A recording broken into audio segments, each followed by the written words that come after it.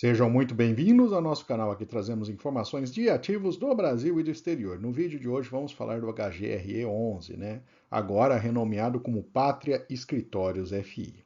Trata-se de um fundo de lajes corporativas, né, um dos maiores da Bolsa. A gente vai entrar nos detalhes dele, ver o desempenho recente desse fundo e aproveito para divulgar, você que é membro no nosso canal, vai ter um vídeo em paralelo sendo lançado ali, né? Mais um vídeo exclusivamente olhando o investimento que eu fiz no passado em relação a esse fundo, olhando o preço médio, resultado, comparando expectativa futura do fundo. Então, se você é membro, né, não deixe de verificar ali esse vídeo. Acho que é uma forma de aprendizado ali, olhando a experiência, né, de outras pessoas. E se você não é membro, fica o convite, é um valor bastante baixo, ajuda a fortalecer aqui o canal, né? E também não deixa de ter informações que podem ser relevantes. Se esse vídeo aqui a gente vai olhar então os dados principalmente do fundo em si, né? No outro vídeo para a área de membros, a gente vai entrar em detalhes, contar um pouco da história, o racional do investimento que foi feito lá atrás e as suas consequências na frente.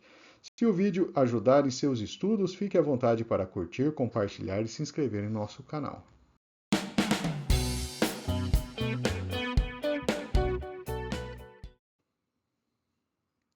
Vamos falar então inicialmente dos indicadores operacionais do fundo imobiliário, a evolução da vacância, né, e do aluguel médio.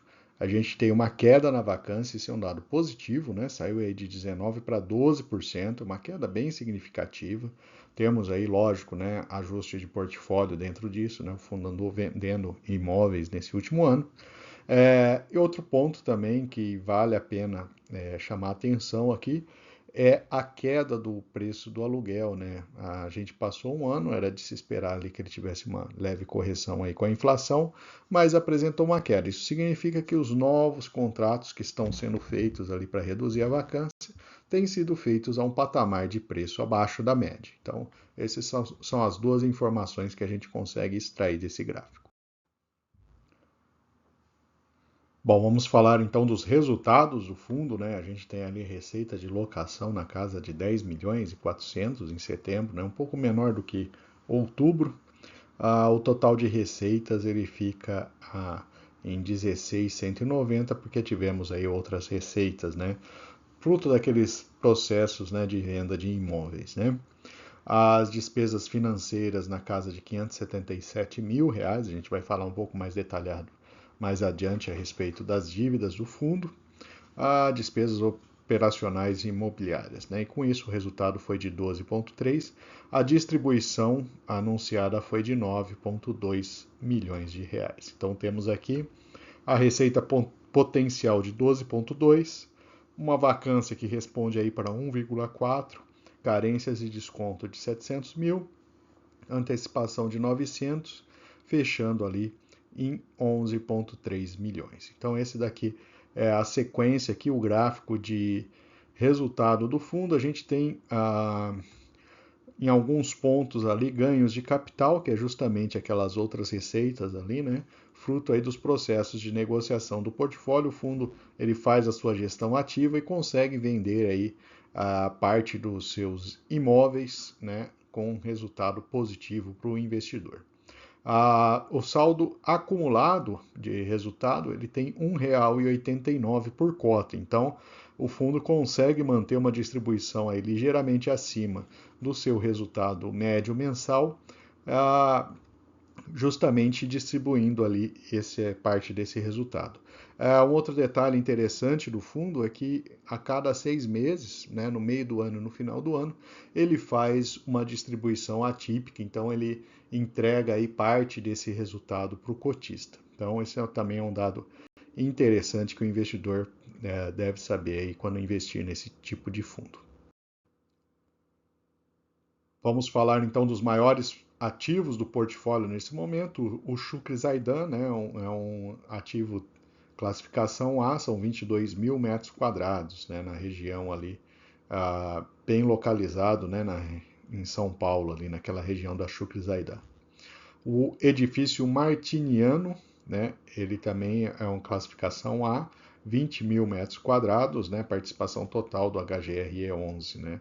Aqui temos a posição dele mais próximo aí à Avenida Paulista. E o Centro Empresarial Sêneca é um AAA com 26, quase 27 mil metros quadrados, é 100% do fundo. Aqui temos a posição dele ali na zona norte de São Paulo, aí próximo ao Campo de Marte. Esses são os 3 principais empreendimentos do fundo. Agora, uma visão geral do fundo, né? A gente tem aqui a rentabilidade, então tem o rendimento do HGRE nessa curva laranja, o rendimento total, ele fica aí, mesmo passando um momento aí depois aí da pandemia, né, em que tivemos um resultado pior, né, ele fica aí praticamente empatando com o CDI. Mas historicamente, até antes da pandemia, ele era um fundo que tinha um bom resultado, né? Mas aí depois da pandemia, aparentemente ele começou a ter outra performance ali, em termos de principalmente de valor de cota. E aqui temos a visão da liquidez do fundo, né? É um fundo que tem um bom nível de liquidez diária e 147 mil cotistas. Nem todos os ativos do portfólio, né, são bons, né, têm apresentado bons resultados. Aqui vamos elencar os piores ativos, né, começando pelo Antônio das Chagas, né, o edifício classe B, são 4.800 metros quadrados. A vacância, né, ele tem uma vacância relevante.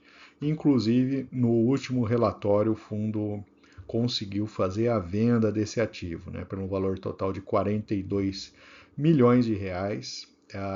E ele tem uma taxa interna de retorno anualizada de 8,7%. Então, foi um ativo que o fundo se desfez e deve trazer aí um resultado recorrente do fundo positivo de 3 centavos por cota, porque ele estava com a vacância muito alta, né, estava 100% vago, e tinha os seus custos operacionais. Então, o fundo conseguiu aí fazer a venda desse ativo.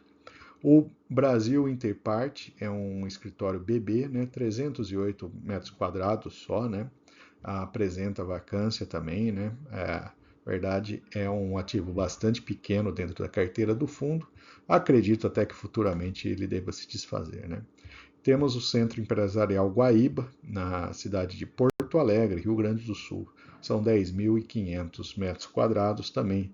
Trata-se de um empreendimento aí que tem um alto nível de vacância.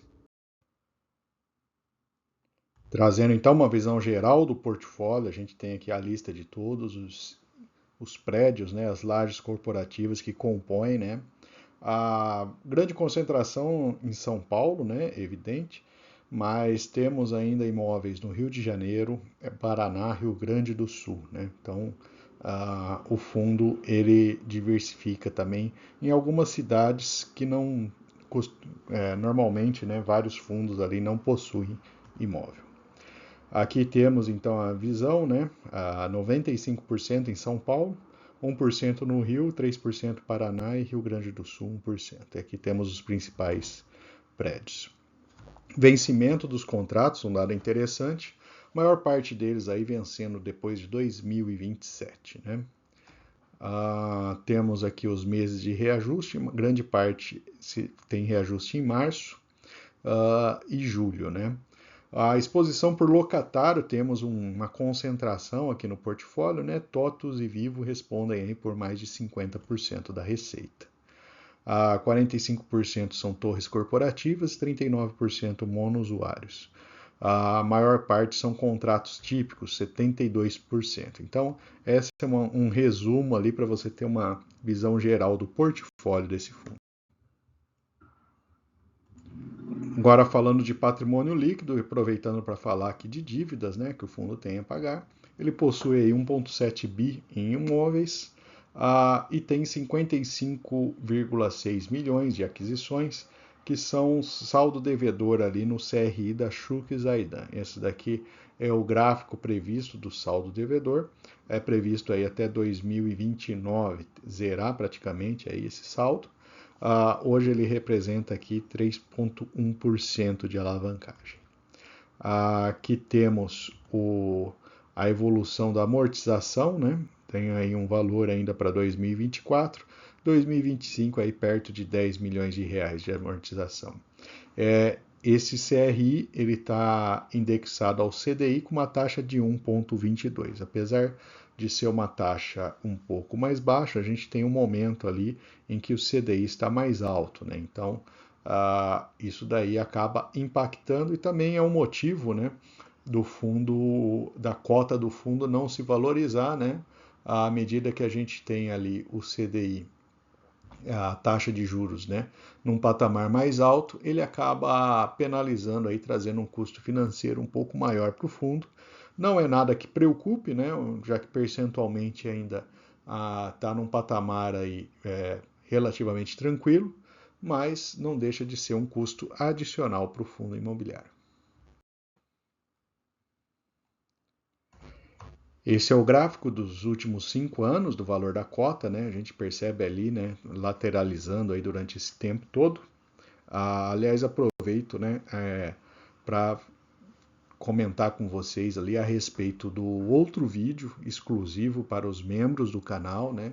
Se você quiser uma análise mais detalhada de um exemplo de investimento, né, que foi feito nesse fundo,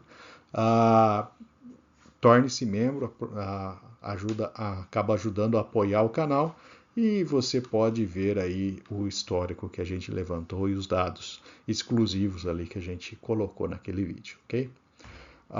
Aqui temos então a média do rendimento mensal de quase 82 centavos por cota, 147 mil cotistas, 1,5 milhão quase de liquidez diária. E aqui é a evolução dos dividendos pagos pelo HGRE 11. Comparando então o HGRE com outros fundos de laje, né, em termos de dividend yield, ele está num patamar intermediário, né, não tão baixo quanto o JSRE ou PVBI, mas a gente tem aí fundos como o BRCR11, que é um fundo que se desvalorizou muito, né, e isso fez subir aí seu dividend yield. Relação preço-valor patrimonial de 0,67, dividend yield, o crescimento dele em 3 anos foi menos 1%, né? Tivemos aí no setor, né, uma média do setor, né, essa desvalorização, né, tá em linha com os outros ali.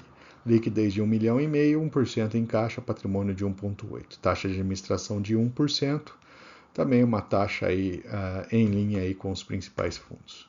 O histórico de investimento, quem investiu há 1 ou 2 anos atrás, perdeu muito aí com a sua cota, e mesmo recebendo ali dividendos, não conseguiu transformar isso em ganho real. Finalmente, trazendo os pontos positivos, então o fundo tem apresentado queda na sua vacância, ele possui R$ 1,89 por cota de resultado não distribuído, então é de se esperar que isso vai manter a estabilidade aí da sua distribuição futura. Ele faz a sua gestão ativa de portfólio, conseguindo aí se desfazer com um resultado positivo para o cotista. Grande parte dos contratos vencendo após 2027 e o saldo devedor proporcionalmente mais baixo ali em relação ao porte do fundo, né? Do lado negativo, ele tem uma queda do preço médio do metro quadrado, então ele está conseguindo alocar seu portfólio em contratos com valor de aluguel mais baixo. Ele tem uma concentração de inquilinos com a TOTVS e Vivo, são duas grandes empresas, né? Mas não deixa de ser uma concentração relevante. O desempenho do fundo foi praticamente antes da pandemia, né? E depois ele praticamente só andou de lado no seu preço da cota, né? Um CRI indexado ao CDI em momento que a gente está experimentando patamares de juros mais altos, e o histórico recente para quem investiu não foi muito positivo. Então esses são os principais pontos que identificamos aqui no HGRE 11. E vou aproveitar para deixar nossa playlist de fundos imobiliários. Lá você encontra diversos ativos. E fique à vontade também para curtir, compartilhar, comentar o que você achou desse vídeo. E se você não for inscrito, também deixarei o link aqui para você se inscrever em nosso canal.